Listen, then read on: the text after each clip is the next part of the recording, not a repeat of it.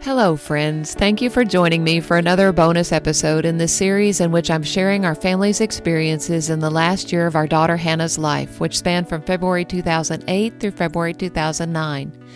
My desire is to process through the events of those 12 months with the perspective that 16 years has brought and to point people to hope in Jesus along the way. I'm grateful you've joined me. This is bonus episode number 22, Dreams for the Future, March 7, 2008. March 7th was just another unremarkable day as we awaited Hannah's first appointment with the radiologist at Carti.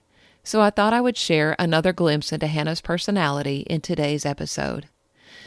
Not long after she went to heaven, I was going through some bookshelves and discovered a book that said Hannah Joy Sullivan on the spine.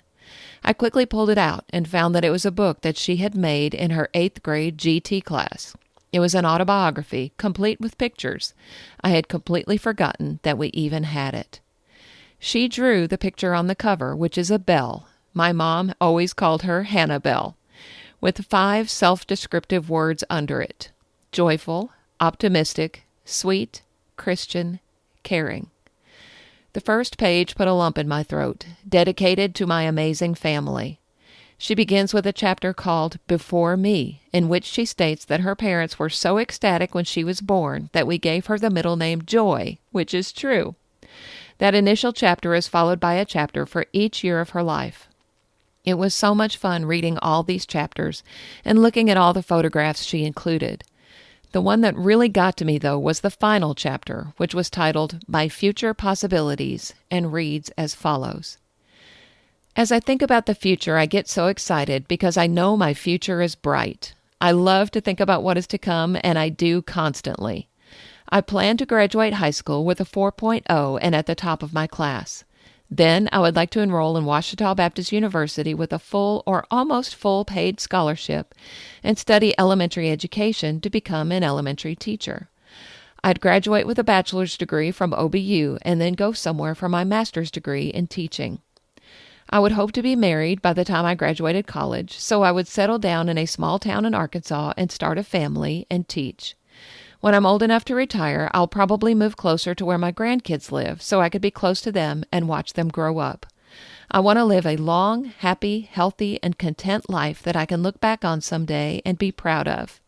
And maybe someday I'll read this book and I'll think, wow, I did just that. As you can imagine, reading this paragraph, especially the last part, felt like a punch in the stomach. It literally left me almost breathless for a few minutes. How can someone so excited and full of plans for the future just be gone? How can her innocent desire for a long and healthy life be so unfulfilled? And God had to gently remind me of something I already know.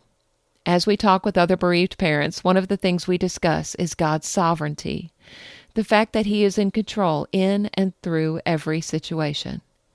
As Hannah's illness progressed and it became apparent that without a miracle she would be leaving us for heaven, we felt that we were being called to submit to His will for her life and for ours. Jeremiah 29:11 says, For I know the plans that I have for you, plans for welfare and not for calamity, to give you a future and a hope.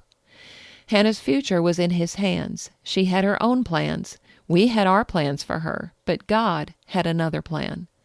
What seemed to be a calamity to us was the best thing that ever happened to her.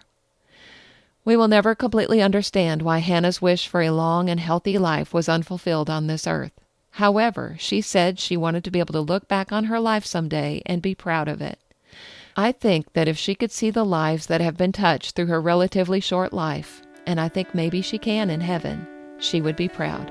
I know I'm proud of her.